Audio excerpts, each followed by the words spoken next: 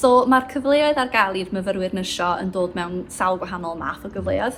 Y cyntaf swn i'n deud ydy y cyfle i ddysgu'r iaith neu i gynyddu hyder yn yr iaith.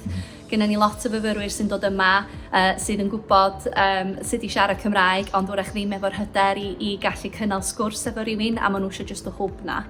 Felly mae gennym ni diwtor sgiliau iaith yma yn y brifysgol ac da ni'n trio gwneud y gwersi yna yn berthnasol i'r cyrsiau mae'r myfyrwyr yn astudio.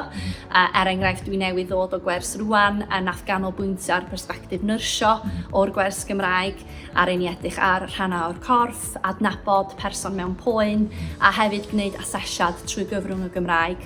Yn ail, mae ein myfyrwyr nyrsio ni yn gwario hanner eu cwrs nhw os dyn nhw'n israddedig ar leoliad. A mae hynna dros y 3 mlynedd yn flwyddyn a hanner allan ar leoliadau gwahanol. Ac ein bwrdd iechyd lleol ni ydy bwrdd iechyd Prifysgol Beti Cadwaladr. Felly mae o'n sicr bod y myfyrwyr yma mynd i ddod ar draws cleifion a theuluoedd sydd yn siarad Cymraeg iaith gyntaf. A maen nhw'n mynd i allu practisio a siarad y cyfarthrebu efo'r cleifion ma tra bod nhw ar leoliad. Mae'r myfyriwr na sy'n gallu siarad Cymraeg efo claf ar leoliad yn gwneud i'r claf deimlo'n ddiogel, yn gwneud iddyn nhw deimlo fel bod nhw'n cael eu parchu, yn meddwl bod nhw'n gallu dweud ambell air i gysuro rhywun tra bod nhw mewn cyfnod anodd o'i bywydau nhw.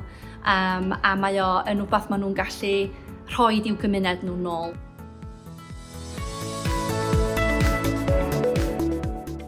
Yn drydydd, mae gennym ni gyfleoedd o fewn yr ochr astudio, felly'n canolbwyntio ar myfyrwyr yn y darlithoedd.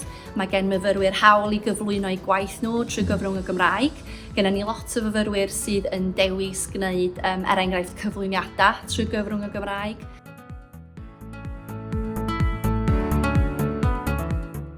A hefyd i fod yn rhan o gymuned y brifysgol. So mae'r myfyrwyr yn gallu bod yn rhan o ein cyfarfodydd cangen, Coleg Cymraeg Cenedlaethol. Maen nhw'n gallu bod yn lais i'r myfyrwyr Cymraeg yma ar y campws.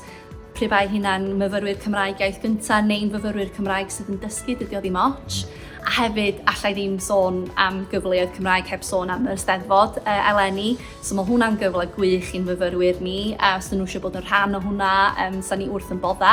Achos mae hwnna yn gyfle i hyrwyddo pob peth greu da ni'n gwneud yn Wrexham ar hyn o bryd. Mae o'n gyfnod cyffrous iawn i fod yn rhan o Brifysgol Wrexham a cymuned Wrexham. I'd say, yeah.